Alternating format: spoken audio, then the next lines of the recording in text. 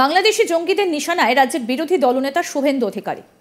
বিস্ফোরক রিপোর্ট দিয়ে রাজ্যকে সতর্ক করল কেন্দ্রীয় গোয়েন্দা সংস্থা। বাংলাদেশের সংখ্যালঘু হিন্দুদের ওপর হামলা হওয়া ইস্যুতে প্রথম থেকেই তাকে সরব হতে দেখা গিয়েছিল। বিরোধীদের মধ্যে সবথেকে বেশি তাকে ভোকাল হতে দেখা গিয়েছিল। তিনি ইন্দো বাংলা বর্ডারে গিয়ে বাংলাদেশের অন্তর্বর্তীকালীন সরকারের প্রধান মোহাম্মদ ইউনূসকে সরাসরি হুঁশিয়ারিও দিয়েছিলেন। তিনি তাদের সাবধান হওয়ার পরামর্শ দিয়েছিলেন। বাংলাদেশের লিগ্যাল প্রধানমন্ত্রী হিসেবে শেখ হাসিনাকেই স্বীকৃতি পর্যন্ত দিয়েছিলেন। তারপরেই শুভেন্দু বাংলাদেশের মৌলবাদী সংগঠনের কর্তাদের চোখের বিষ হয়ে ওঠেন। এরপরে বিরোধী দলনেতার শুভেন্দু অধিকারীর ওপরে বড়সড় হামলা হতে পারে বলে সতর্ক করেছে সেন্ট্রাল আইবি। গোপন সূত্রে জানা গিয়েছে, দিন কয়েক আগেই শুভেন্দুর কাঁথির বাড়ির চারপাশ নাকি রেইকি করতে এসেছিলেন 4 মৌলবাদী নেতা। তারা শুভেন্দুর বাড়ির আশপাশ ঘুরে দেখেছেন। একই সঙ্গে তার বাড়ির ছবি ভিডিওগ্রাফি পর্যন্ত করা হয় বলে খবর। আর সেই ছবি বাংলাদেশের টেরর গ্রুপের হাতে তুলে দেওয়া হয়েছে বলে আশঙ্কা প্রকাশ করেছেন গোয়েন্দারা। আর এই খবর পেয়ে কলকাতা পুলিশের স্পেশাল ব্রাঞ্চ এবং রাজ্য পুলিশের ইন্টেলিজেন্স ব্রাঞ্চকে ইমেল করে সতর্ক করেছে সেন্ট্রাল আইবি। এই বিষয়ে আমাদের প্রতিনিধি কি প্রতিবেদন তুলে ধরেছেন, আসুন শোনাই। শুভেন্দু অধিকারী আমরা দেখেছি যে বাংলাদেশে মাইনরিটি হিন্দুদের ওপর অত্যাচারের খবর সামনে আসতে তিনি লাগাতার এই নিয়ে তিনি সরব ছিলেন। তিনি প্রথম দিন থেকে বিজেপি দলের মধ্যে অন্তত যদি দেখা যায় সবথেকে বেশি ভোকাল ছিলেন কিন্তু এই বিষয়টি নিয়ে। বাংলাদেশের যে লাগাতার অত্যাচারের খবর আসছিল তা নিয়ে তিনি শুধু সরবই হননি, তিনি ইন্ডো বাংলাদেশ বর্ডার ভিজিট করেছেন এবং একেবারে সীমান্তে দাঁড়িয়ে মোহাম্মদ ইউনূসের ইন্টারিম গভর্নমেন্টকে তিনি কড়া ভাষায় হুঁশিয়ারি দিয়েছিলেন। তিনি মোহাম্মদ ইউনূসকে সরাসরি তিনি সতর্ক করেছিলেন, তিনি হুঁশিয়ারি দিয়েছিলেন সেই সরকারকে ইললিগাল গভর্নমেন্ট বলে তিনি আক্রমণ করেছিলেন এবং একমাত্র লিগাল প্রাইম মিনিস্টার বলে শেখ হাসিনাকে তিনি চিহ্নিত করেছিলেন। এবং এই ঘটনার পর দেখা যাচ্ছে যে শুভেন্দু অধিকারীর ওপরে কিন্তু রীতিমতো অসন্তুষ্ট বাংলাদেশের কিছু মৌলবাদী সংগঠন এবং শুভেন্দু অধিকারী যেভাবে এই বিষয়টিকে হাতিয়ার করছেন এবং হিন্দুদের পাশে দাঁড়াচ্ছেন এবং এই বিষয় নিয়ে লাগাতার আক্রমণ করে চলেছেন বাংলাদেশের বর্তমান যে ইন্টারিম গভর্নমেন্ট, সেই গভর্নমেন্ট এবং তার প্রধান উপদেষ্টাকে এবং পাশাপাশি শেখ হাসিনার পাশে দাঁড়াচ্ছেন, সেই বিষয়টি নিয়ে কিন্তু অসন্তোষ দেখা গিয়েছে বাংলাদেশের কিছু ফান্ডামেন্টালিস্ট অর্গানাইজেশনের মধ্যে, এমনটা কিন্তু সূত্র মারফত আমরা খবর পাচ্ছি। এবং সেই সূত্রেই শুভেন্দু অধিকারীর ওপরে কিন্তু হামলা করা হতে পারে এমনটাই সিক্রেট ইনপুট পেয়েছেন কেন্দ্রীয় গোয়েন্দারা। সূত্রের দাবি যে শুভেন্দু অধিকারীর ওপর হামলা চালাতে পারে কোনো মৌলবাদী ইসলামিক জঙ্গি সংগঠন এবং সেটা বাংলাদেশ থেকে ইতিমধ্যেই সেই বিষয়ে ইনপুট পাঠানো হয়েছে এবং তার জন্য পশ্চিমবঙ্গের 4 জনকে দায়িত্ব দেওয়া হয়েছে, এমনটাই কেন্দ্রীয় গোয়েন্দা সংস্থার সূত্রে আমরা খবর পাচ্ছি এবং সেন্ট্রাল আইবি সূত্রে আমরা এই খবর কনফার্ম পাচ্ছি। এবং তারা কিন্তু জানাচ্ছে যে ইতিমধ্যেই শুভেন্দু অধিকারীর ওপর যে হামলার ছক কষা হচ্ছে তার প্রাথমিক ধাপ অনুযায়ী তার বাড়িতে রীতিমতো রেকি করা হয়েছে।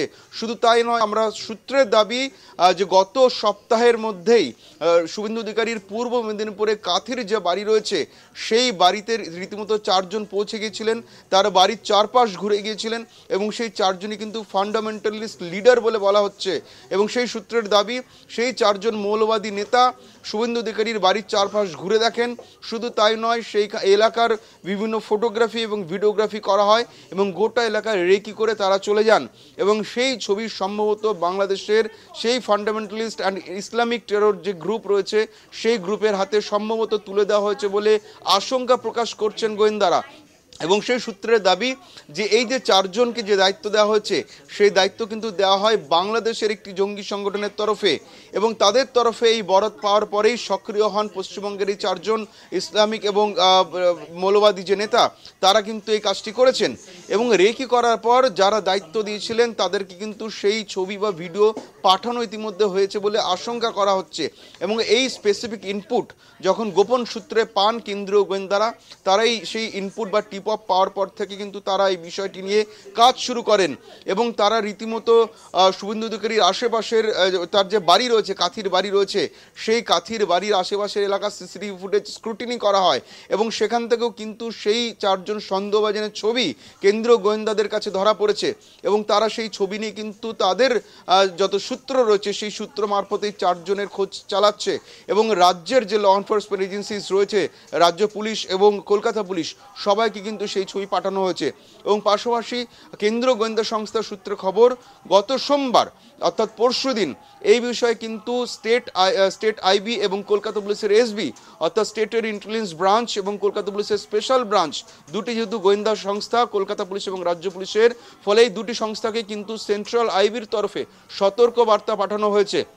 গত সোমবার কেন্দ্রীয় গোয়েন্দা সংস্থার সূত্রে তাদেরকে ইমেল করে বিষয়টি সম্পর্কে সতর্ক করা হয় এবং হাই অ্যালার্ট মেসেজ দেওয়া হয় এবং সেই ইমেলে কিন্তু স্টেটের সমস্ত ল এনফোর্সমেন্ট এজেন্সিকে বলা হয়েছে যে শুভেন্দু অধিকারী এবার থেকে যেখানে যাবেন সেই সম্ভাব্য স্থানে আগে থেকে যাতে স্যানিটাইজ করা হয় সেই বিষয়টির উপর জোর দেওয়া হয়। দেখো, শুভেন্দু অধিকারী এই মুহূর্তে Z+ ক্যাটাগরি সিকিউরিটি তিনি পান, ফলে তিনি পৌঁছানোর আগে সেখানে স্যানিটাইজ করা হয়।